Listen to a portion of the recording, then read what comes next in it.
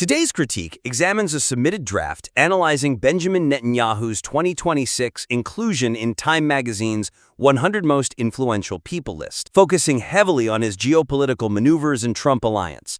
But right out of the gate, relying solely on his stated geopolitical goals, leaves this analysis entirely vulnerable to feeling one-sided if the massive global pushback against these regional shifts isn't addressed. Yeah, absolutely. I mean, the draft lays out the peace through strength doctrine and the ambition to establish a Western-friendly regime in Tehran very clearly. But presenting these monumental shifts in a vacuum actually weakens the overall argument. Right. It outlines the aggressive military and diplomatic strategies, yet totally fails to acknowledge the immense friction these policies inevitably create on the global stage. Exact. The material makes a strong case for his influence by highlighting the military shift from defense to direct offense.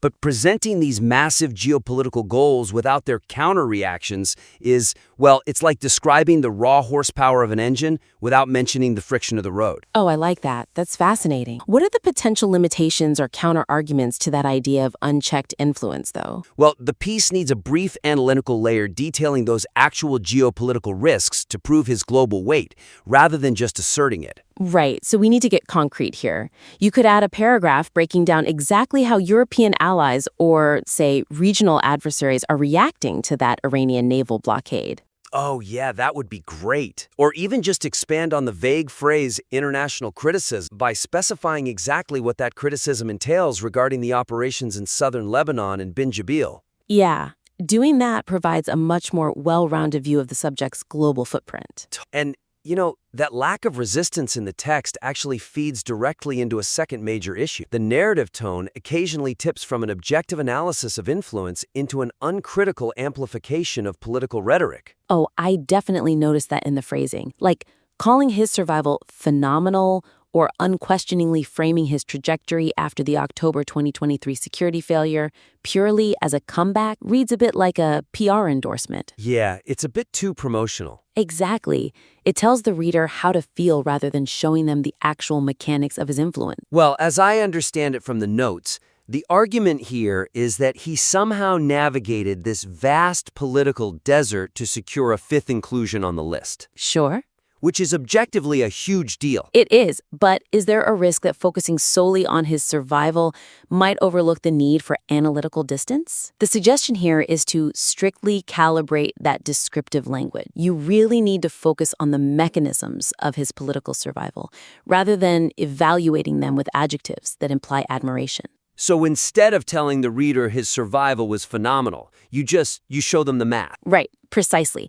Detail the specific, calculated political maneuvers that kept his coalition stable amidst all the intense pardon discussions and judicial reform battles. Makes sense. Which means framing the October 2023 mention not merely as an obstacle he successfully leapt over, but as the enduring, polarizing context that makes his inclusion on this list so contentious in the first place. Yeah, context is everything, which actually brings us to the final point. Treating the subject's domestic legal struggles and his international military campaigns as entirely separate tracks misses a compelling opportunity for deeper synthesis. Right, because influence is rarely compartmented, but the text currently divides the achievements so neatly into diplomatic and military stuff in one bucket and the internal arena in another. And in reality, power consolidation rarely fits into neat little boxes. By compartmentalizing these arenas, the writer fails to explore how his domestic political needs might be directly driving or, deeply intertwined with his international strategies alongside Trump. Building on that point, what if we looked at it from the perspective of power consolidation as a whole? The draft really needs to weave these domestic and geopolitical threads together